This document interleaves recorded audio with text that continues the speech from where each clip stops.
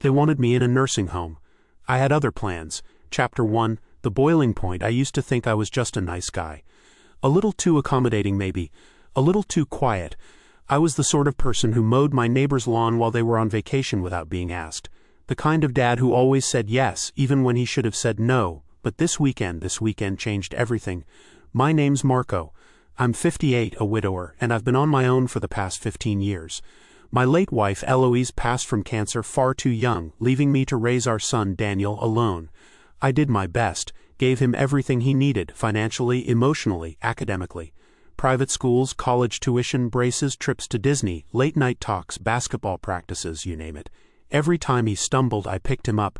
Every time he needed something, I made it happen. That's what you do as a father, right? Or so I thought. Daniel is 30 now, has a job in tech and lives 2 hours away.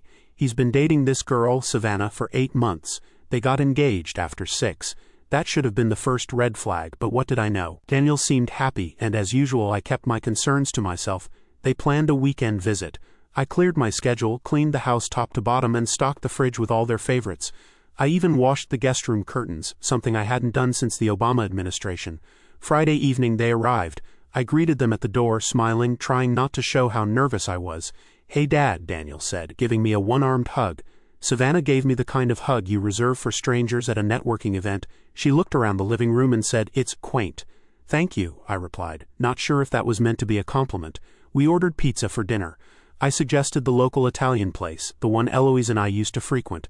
Savannah made a face. "You don't have Domino's here?" she asked, like I'd suggested, serving raccoon meat. "We do," I said, "but their crust tastes like cardboard. Trust me, this place is better." She shrugged.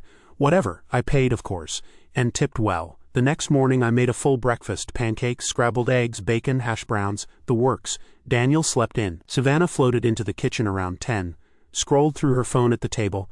"Do you have any avocados?" she asked. No, sorry." She sighed dramatically, like I'd just told her I'd slaughtered her pet alpaca. "I guess I'll just have toast."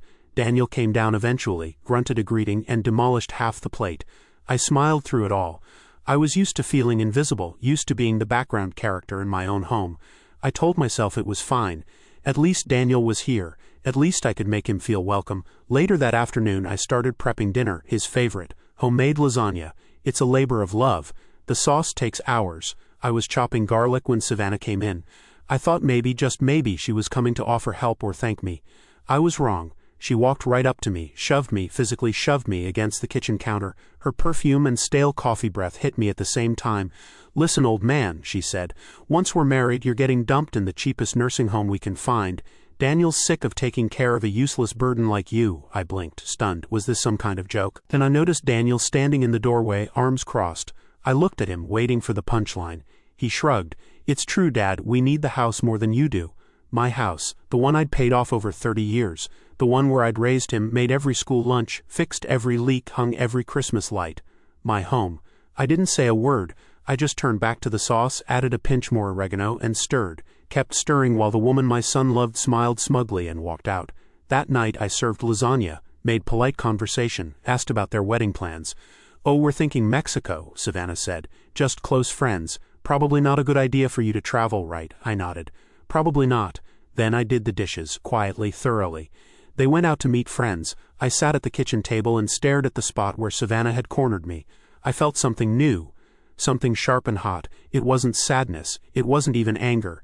It was the death of patience, the funeral of tolerance. I pulled out my iPad, my ancient, glitchy iPad that Daniel always mocked, and I got to work. It was time for a reckoning. Chapter 2, The Quiet Storm. The next morning I woke up early. Couldn't sleep. I made coffee and stood in the kitchen staring out the window at my backyard. There was a time I'd thought about adding a gazebo back there, maybe a koi pond. Eloise would have loved that.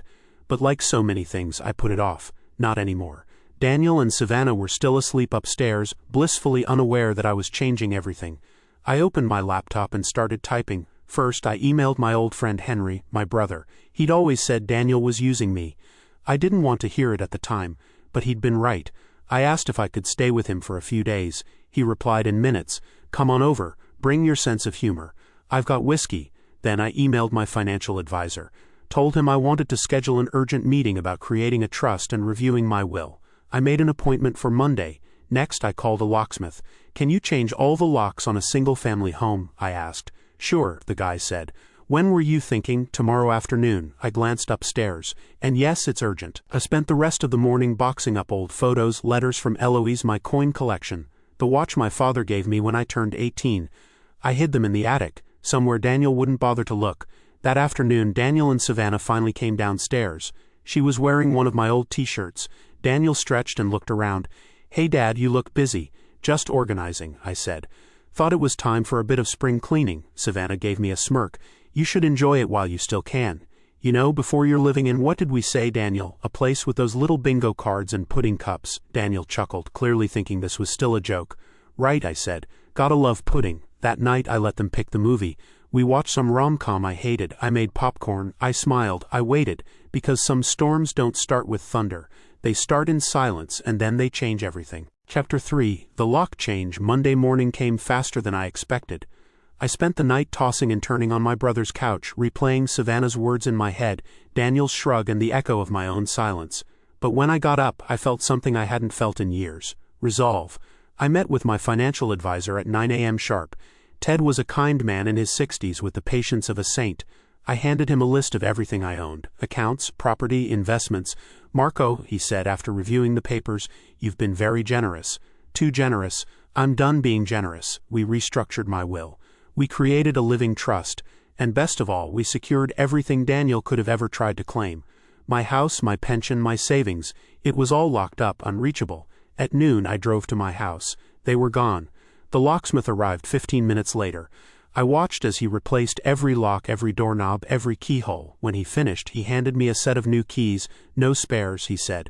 "Just these two, perfect." I thanked him and tipped him well. Then I walked through my house, my home, and for the first time in weeks I felt safe. By the time Daniel called that evening, I was eating leftover lasagna at my brother's kitchen counter. I let the phone ring. Then I sent a single text. "I'll explain everything soon, but I'm not the man you remember, and I'm not your safety net anymore." Chapter 4. The family table dinner was scheduled for Friday evening. I sent the invitations midweek.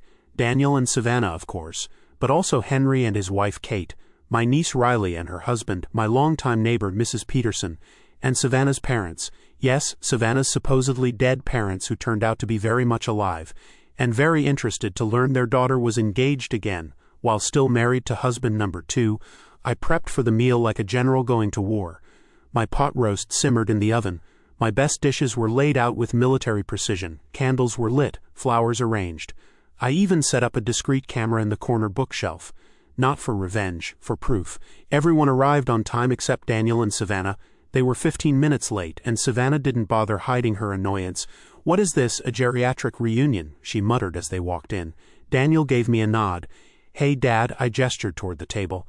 "Let's all sit down, I've got some news." Savannah froze when she saw her parents. "What the?" Her mother rose from her chair. "Vanna?" The color drained from Savannah's face. "What are you doing here?" she hissed. "They came because I invited them," I said calmly.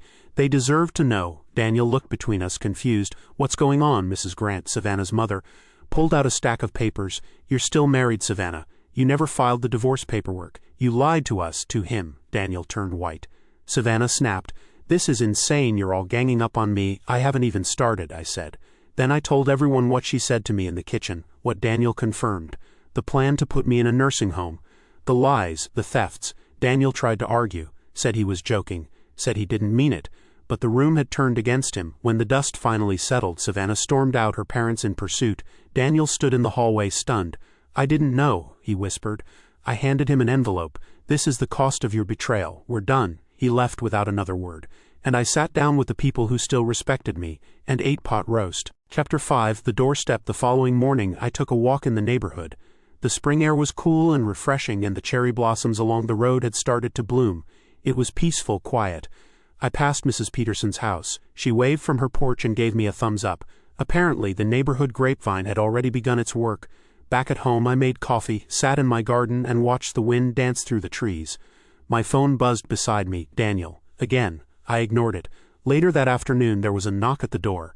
I opened it to find Daniel standing there, unshaven, with a duffel bag slung over his shoulder and dark circles under his eyes. He looked exhausted. "Dad," he said quietly, "can we talk?" I didn't invite him in, not yet. "I'm listening," I said. He shifted awkwardly. I messed up, I know that now, I was stupid. I let her, Savannah, get in my head. I forgot who I was raised by. Did you? He nodded slowly. I've been sleeping on a friend's couch, lost my job last week, Savannah's gone, probably back to her ex, or next victim. I don't even know, sounds like a wake-up call. It was. He looked at me hopefully. Can I stay here for a while, just until I figure things out? I paused. You can stay in the guest room, 1 week. After that, we'll see. He exhaled in relief. Thank you, Dad. Don't thank me, I said. Show me. As he stepped inside, I couldn't help but feel the weight of everything we'd just been through. This wasn't forgiveness, not yet. But maybe it was the start of something different, something better, because I wasn't the same man anymore. And Daniel would never forget the lesson he'd learned the hard way. Not all wolves howl, some simply wait, and when the time is right, they bare their teeth. End.